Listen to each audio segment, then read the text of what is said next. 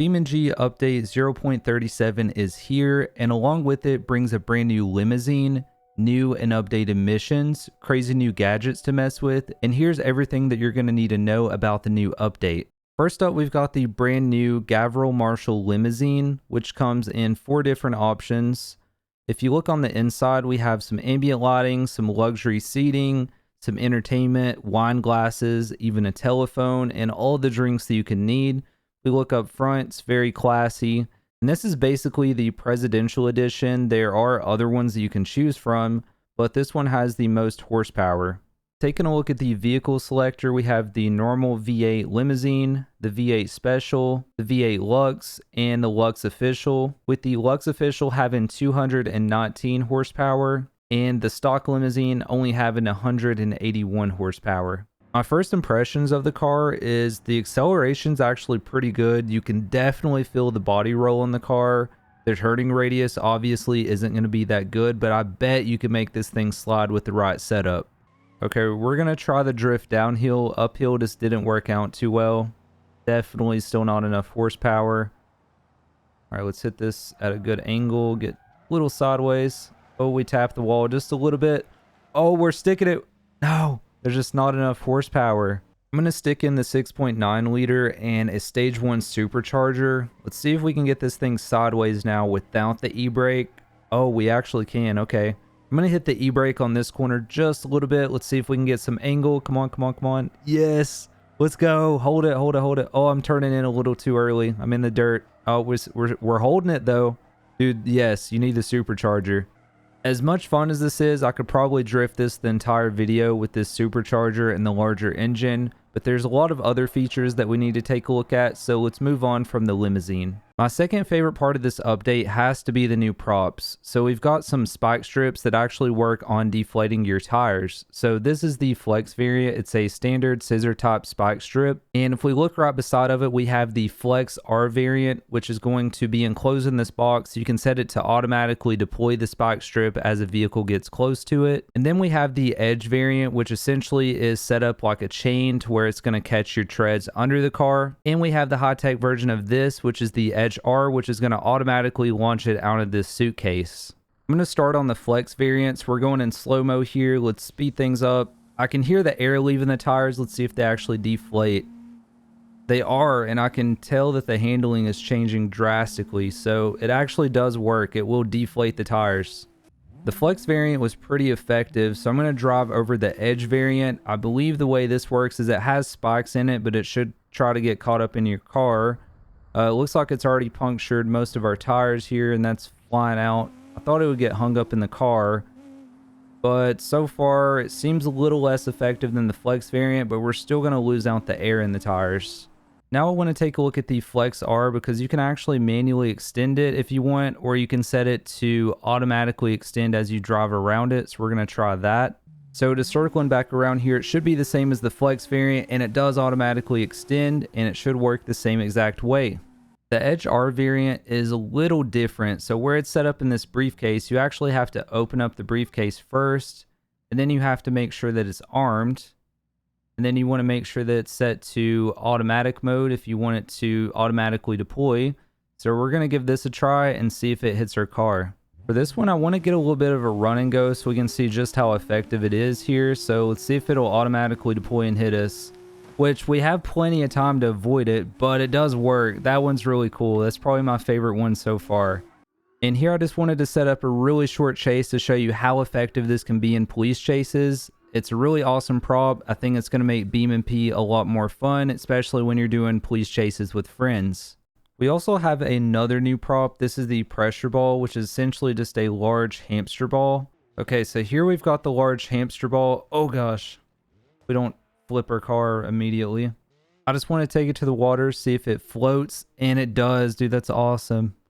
It looks like you can even change the type of gas that's in the ball. And then in the tuning menu, you can change the pressure, the size, and the weight of the ball.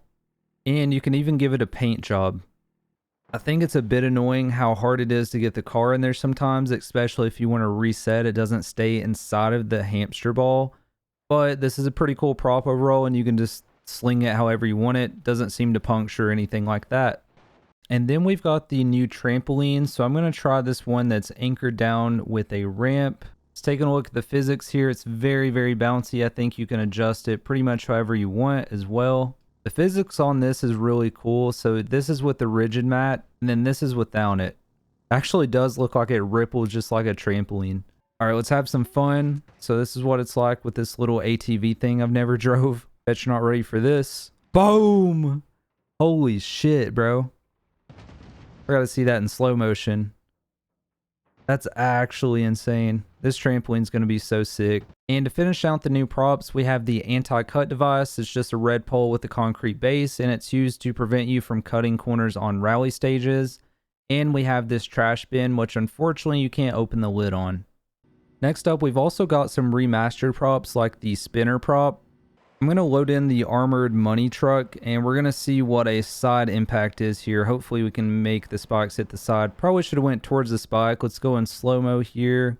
Looks like we should get a good side impact. Yep, pretty good. And the other one's coming. Boom. Pretty good destruction, actually. It even dragged us around a little bit. I really don't know why we're getting the texture glitches, though.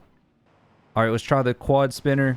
Dude, that's so much momentum on the armored truck. I feel like it would just absolutely crush any smaller car. That's ridiculous.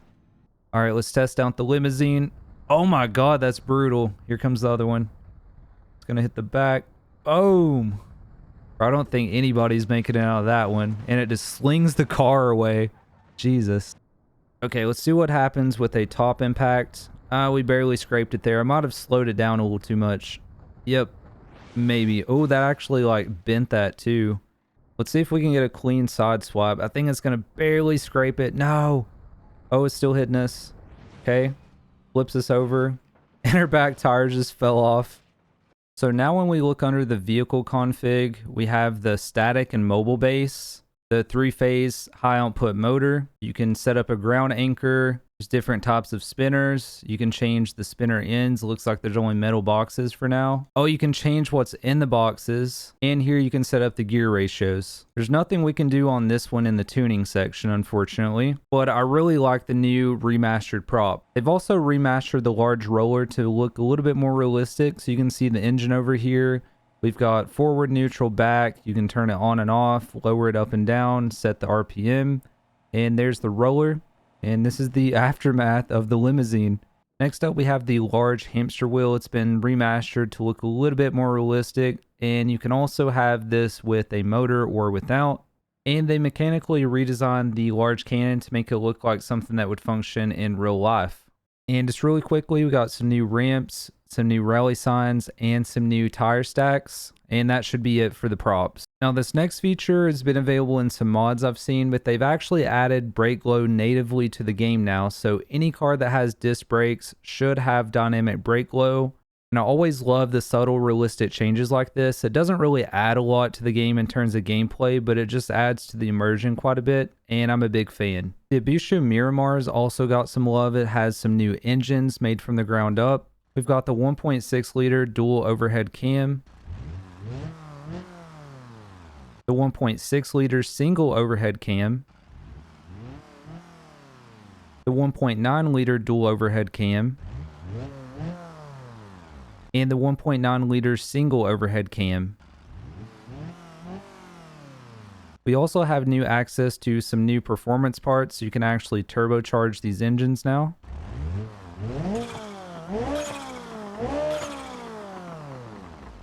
It's just always nice to see some of the older cars that had outdated parts be updated quite a bit. And the Miramar is one of my favorite cars. I use a lot of custom mods with it. But with these new engine variants, it's a very fun car to drive. Moving on from the Miramar update, we've got the new free roam crawl system. This is going to allow you to start crawl trail experiences directly in free roam. You don't have to load up a mission beforehand. They've added 26 trails to Johnson Valley and 7 to Utah, so definitely go check them out. It's pretty fun. Also, it looks like they've modernized the Minimap, and there's a lot of customization options. It looks really good now, and I might actually start using this. Let me know what you think about the new Minimap. And I would recommend trying out some of the new experiences. They've updated some of the old missions and added in some new ones. I'm going to leave that for you to go and explore yourself. And yeah, that's pretty much everything that you need to know about the latest update. If you've watched this far, be sure to let me know in the comments below by commenting pizza. That way I can know you stayed until the end. And personally, I'm looking forward to building a drift limousine. Let me know what you guys think about the update. Overall, I'd give it a solid 8 or 9 out of 10. They did mention some updates to the Vulkan render, which I might test on my Steam Deck, and if I find anything worth reporting, I'll make a video on it, so stay tuned for that. Otherwise, thank you all so much for watching. It's been Exilent, and I'll catch you in the next video.